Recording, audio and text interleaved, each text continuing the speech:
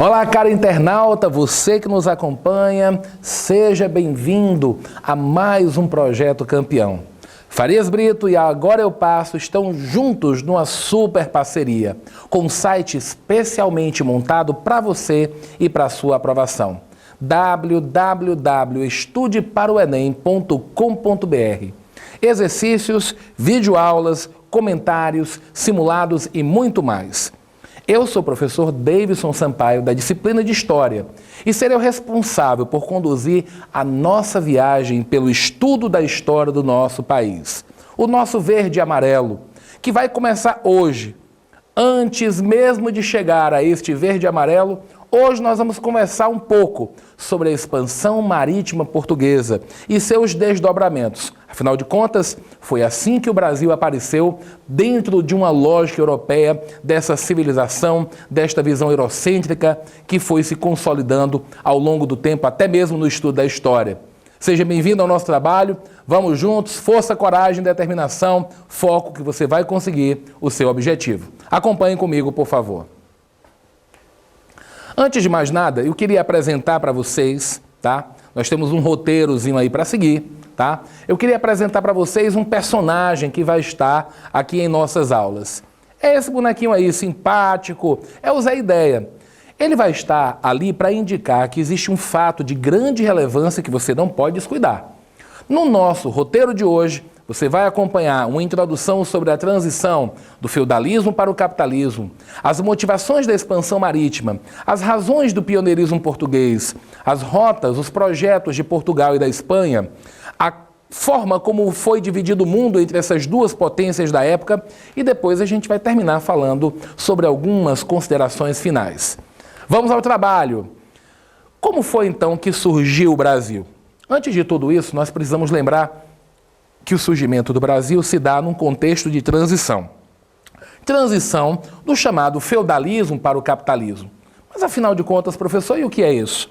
Feudalismo e capitalismo são palavras que são frequentemente utilizadas para designar modos de produção, que é inclusive uma denominação tipicamente marxista. É mais ou menos como as sociedades se organizaram para garantir a sua base material em diversos períodos da história. Bom, nós estamos na transição de fato da Idade Média para a Idade Moderna. Na Idade Média, principalmente no Ocidente, se consolidou esse modo de produção, que aqui está chamado de modo de produção feudal. Mas o que é que caracteriza esse modo de produção feudal? Nós vamos analisar os aspectos políticos, econômicos, sociais e culturais. Em termos de política, a gente observa que o modo de produção feudal é resultante dos elementos herdados do Império Romano em decadência e também da invasão dos povos bárbaros, especialmente os germânicos. A política que em Roma era centralizada devido à própria invasão dos povos bárbaros foi aos poucos se descentralizando. De fato, surge um elemento chamado senhor feudal. Esse elemento passa a desfrutar de grande autonomia sobre o seu feudo. Feudo que é terra, mas também pode ser um cargo. A economia, que no Império Romano era vocacionada para o comércio, que era urbana, essa economia aos poucos ela vai se tornar agrária de subsistência. Uma economia feudal agrária de subsistência vai marcando aí na sua tela. A sociedade também, por sua vez, vai sofrer transformações. Nós vamos ter praticamente uma sociedade no modo de produção feudal, vamos dizer, estamental, imobilista, com pouco ou quase nenhuma mobilidade social. Existem três estamentos básicos: o clero, a nobreza e os servos. O bispo Aldaberão de Laon costumava dizer da seguinte forma: e Deus deu a uns a função de rezar, outros de combater e outros de trabalhar. Então a sociedade estamental é aquela que tem pouca ou nenhuma mobilidade social. Mas legitimando todo esse aparato, nós temos que observar que, surgindo dentro do contexto do Império Romano, uma religião se destacou, cresceu, foi oficializada e depois se tornou a religião oficial, liberada e depois se tornou religião oficial. Estou falando do cristianismo, que na Idade Média nós vamos ter uma verdadeira instituição chamada Igreja, a legítima intérprete da vontade de Deus aqui na Terra. Portanto, nós podemos observar que dentro de uma lógica, de uma cultura feudal, se desenvolveu o aspecto do teocentrismo. Bom, mas o que é que vem a ser essa Idade Média? De uma forma bem didática, a Idade Média vai do século V, chega aqui ao meio do caminho no século X e vai ter o seu fim no século XV. Em 476, com a queda de Roma, começa. Então esse período aqui, ele está muito justinho, tipo 5 séculos para um lado, 5 séculos para o outro. Mas o que que acontece? A partir do século X, nós vamos observar algumas transformações. Transformações essas que se verificam principalmente ao nível econômico. O surgimento de novas técnicas, o aparecimento de alguns excedentes, a realização de encontros denominados feiras que começaram a desenvolver a atividade do comércio, que aos poucos voltou a ser retomada. Mas foi no século XI que aconteceu uma grande transformação. As chamadas cruzadas. As cruzadas, elas eram um empreendimento ligado à igreja. O Papa Urbano II convocou os cristãos a libertar a Terra Santa do domínio dos muçulmanos. Mas sabe que existiam outros interesses ali em jogo. De certa forma, embora não tenham conquistado o seu objetivo militar e religioso de retomar a Terra Santa, uma coisa as cruzadas fizeram com toda certeza. Reabriram os contatos entre o Ocidente e o Oriente. Expuseram duas realidades que eram praticamente opostas uma à outra. Uma realidade ocidental, feudal, agrária, de subsistência, uma realidade oriental marcada pelo desenvolvimento do comércio. Ali, inclusive, tinham produtos extremamente sofisticados, de um paladar diferenciado, tão especiais que com o tempo serão chamados de especiarias. Guarde esse nome porque é uma das principais motivações dessa tal expansão marítima. Aos poucos, o que a gente observa? A economia agrária de subsistência foi adquirindo uma vocação comercial e urbana. Nós observamos que começaram também a aparecer determinados elementos dentro da sociedade, o artesão, o elemento burguês, passando a dar uma conotação de maior mobilidade social. Mas esse artesão, esse burguês, ele sabia das limitações de fazer comércio naquele período. Era muito difícil. 1 litro, 1 quilo, 1 metro, essas invenções são da época da modernidade, do mundo contemporâneo. Uma unidade de sistema de peso e medidas, a unidade monetária, era muito difícil de conquistar. Foi por isso que esse elemento chamado burguês, aos poucos, se aproximou de um elemento que até então tinha poder meramente simbólico: o rei. Na Idade Média, professor, quer dizer que tinha rei? O senhor não falou que o senhor feudal tinha autonomia sobre o seu território? Sim, mas existia o rei. Muitos diziam que na prática não passava do maior dos suceranos. Esse poder era meramente simbólico. Mas na passagem para a modernidade, nós temos uma centralização do poder. Aliás, não é só o aspecto político que se modifica, o aspecto cultural. A cultura teocêntrica vai abrindo espaço cada vez mais para uma cultura antropocêntrica, baseada no racionalismo, no espírito crítico, e que isso vai ter também desdobramentos no campo da ciência.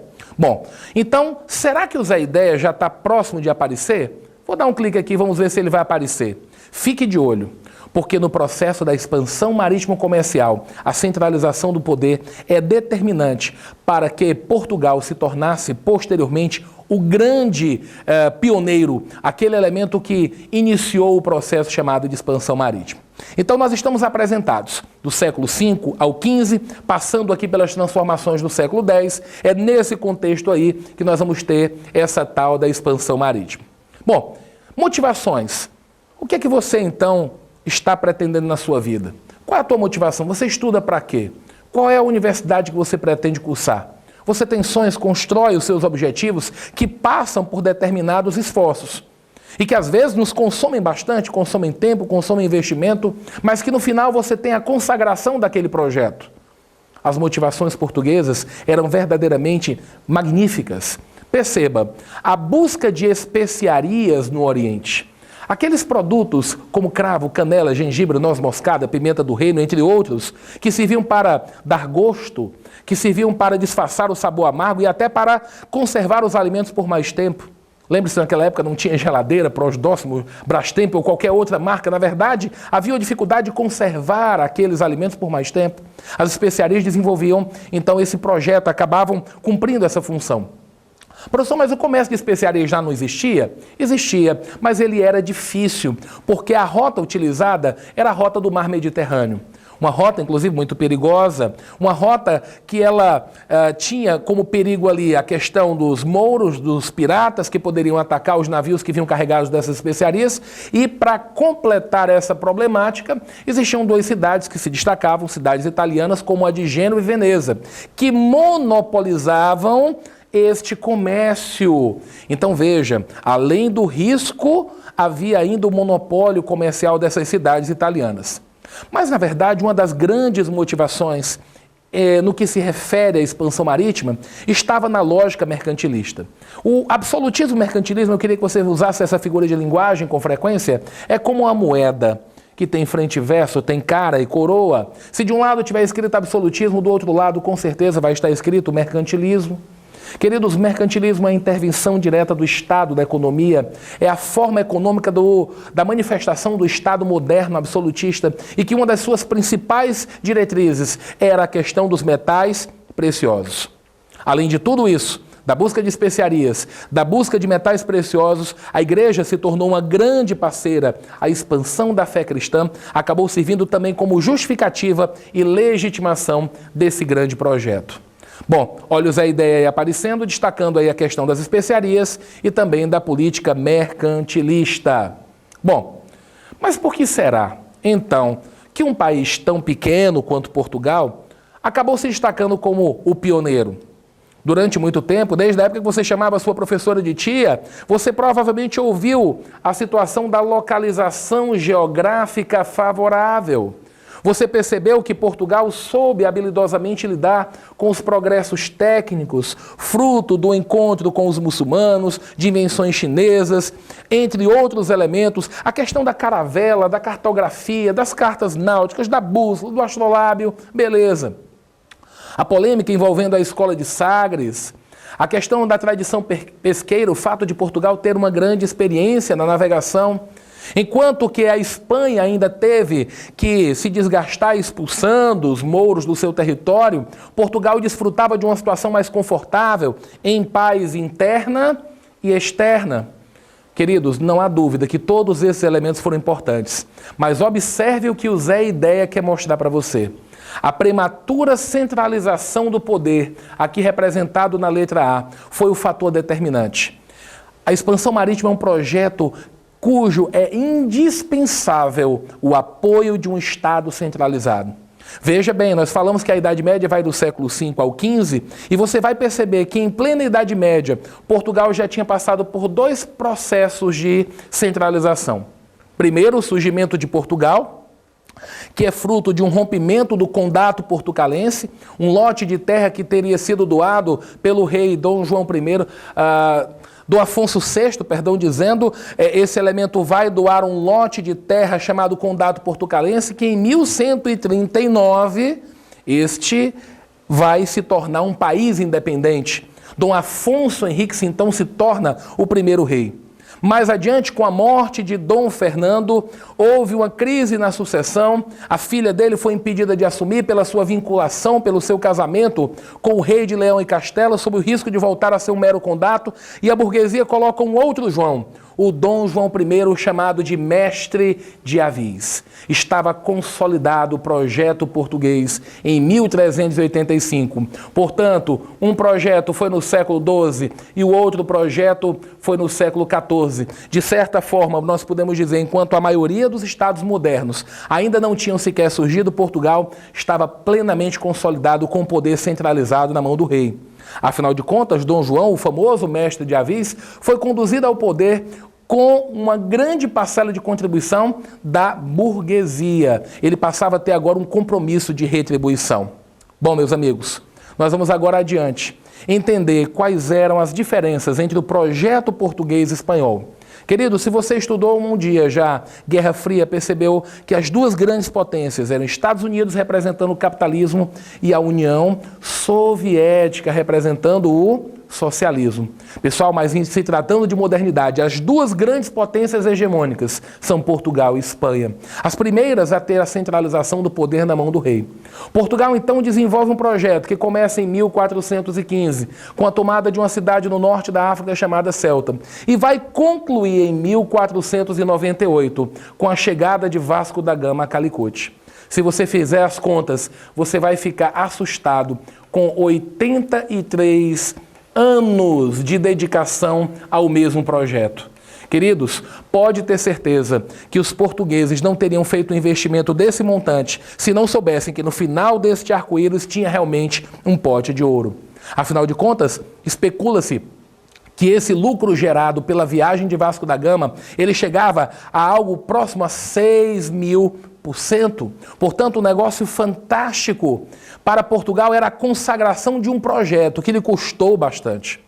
Bom, qual é a diferença então do projeto português para o espanhol? Bom, os portugueses fizeram o contorno do litoral da África, a que nós chamamos de périplo africano. Mas e os espanhóis? Bom, os espanhóis optaram por um projeto proposto por um navegador, italiano, de origem italiana, Cristóvão Colombo, que a serviço dos reis da Espanha, ele então vai desenvolver um projeto de navegar para o Ocidente com o objetivo de chegar ao Oriente. Só que, na verdade, ele foi surpreendido. Em 1492, na verdade, ele esbarra num novo território. É bem verdade que a sua teimosia o impediu de se consagrar, porque na sua mentalidade ele tinha chegado realmente ao Oriente. Foi preciso um outro experiente navegador chamado Américo Vespúcio constatar que se tratava, de fato, de um novo território. E é óbvio que uma descoberta dessa natureza despertaria entre as duas grandes potências hegemônicas divergências nessa divisão do mundo. E então, como vai ficar esse projeto de divisão do mundo? Nós temos esse mapa que trabalha as linhas gerais do projeto, tanto português quanto espanhol. Veja como é que era o projeto espanhol, tá certo? E veja qual era o projeto português. O projeto português que basicamente era o contorno do litoral da África. Olhe bem, nesse outro mapa, ao que parece, fica muito claro que o projeto português ele começa em 1415 e ele vem passando pelo litoral da África até conquistar o seu objetivo, que era chegar às Índias. Passando pela África, Portugal começa a desenvolver a montagem de entrepostos comerciais que fossem capazes de retirar da África algum elemento economicamente viável. Ali estavam sendo montadas as chamadas feitorias, entrepostos comerciais. Bom, como eu disse, a chegada de Vasco da Gama a Calicut foi fantástica. Trouxe uma perspectiva de lucro altíssima, mas ainda haveria de se reservar algumas surpresas. Antes dessa surpresa, que foi justamente em 1500, essa chegada a um novo território, a que nós denominamos de Brasil, o nosso território, nós observamos que, imediatamente após a descoberta da América, houve um esforço dessas superpotências de dividir o mundo. Bom, a primeira tentativa foi de um papa que, por ser de origem espanhola, é óbvio, puxou a brasa para a sua sardinha. Alexandre VI, Rodrigo de Borja, que tinha uma conduta questionada, até porque ela era incompatível com a fé cristã, mas ele fez a seguinte proposta, chamada de Bula Intercetera. A 100 léguas da ilha de Cabo Verde, todas as terras a leste pertenceriam a Portugal e a oeste pertenceria da Espanha. Veja que Portugal não seria contemplado com nenhum novo território, nem mesmo aqueles que ainda seriam mais tarde descobertos. Portugal não aceita, e a partir daí, em 1494, no ano seguinte à Bula Intercetera, desenvolve então o chamado Tratado de Tordesilhas. Perceba que boa parte daquilo que será o litoral brasileiro, que mais tarde vai ser tão importante para a ocupação portuguesa, já estaria praticamente como uma predestinação nas mãos dos portugueses. Um golpe de sorte, Portugal já sabia. Essa é uma dúvida que ainda hoje desperta debates acalorados.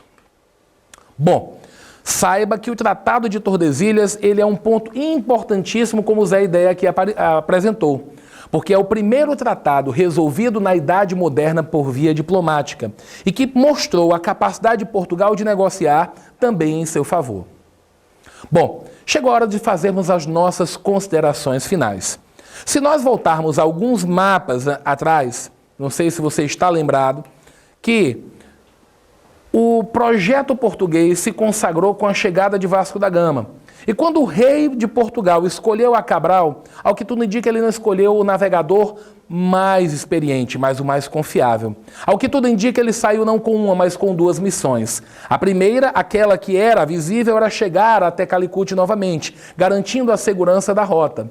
Mas, no meio do caminho, essa alteração aqui prova, ou de certa forma é um indício muito forte de que os portugueses chegaram aqui com uma intenção, dizer, eu descobri. Só que essa palavra descobrir não é bem aquilo que nós estamos acostumados a ouvir. Não. Ao que tudo indica, os portugueses espanhóis, quando diziam eu descobri um território, eles estavam querendo dizer que isso lhes pertencia. A descoberta não no sentido do achamento propriamente dito, mas dizer que a partir daquele momento isso lhes pertencia. Veja que Cabral, inclusive, continua seguindo a sua rota e ele vai chegar ao seu objetivo final. Então, que os portugueses, na verdade, tinham um projeto duplo: consolidar a hegemonia portuguesa no Oceano Atlântico e, ao mesmo tempo, garantir a posse do novo território. Bom, então nós já falamos sobre vários temas, sobre a transição feudo-capitalista, sobre a questão do pioneirismo português, falamos sobre as rotas, falamos inclusive sobre o sentido da palavra descobrir com a chegada de Cabral ao Brasil. Mas eu queria deixar um questionamento aqui neste final de encontro. Olha o Zé Ideia então aí disposto a lhe dar mais uma ajuda. Por que podemos afirmar que o Brasil se confirmou como uma colônia portuguesa no decorrer dos primeiros 30 anos? Que período é esse? Por que essa palavra pré na nossa vida é tão importante? Quer saber essa e muitas outras dicas? Eu aguardo você no próximo programa, nessa super parceria Farias Brito. Agora eu passo www.estudeparoenem.com.br. Fique com Deus, até a próxima e acompanhe os nossos trabalhos aqui no site.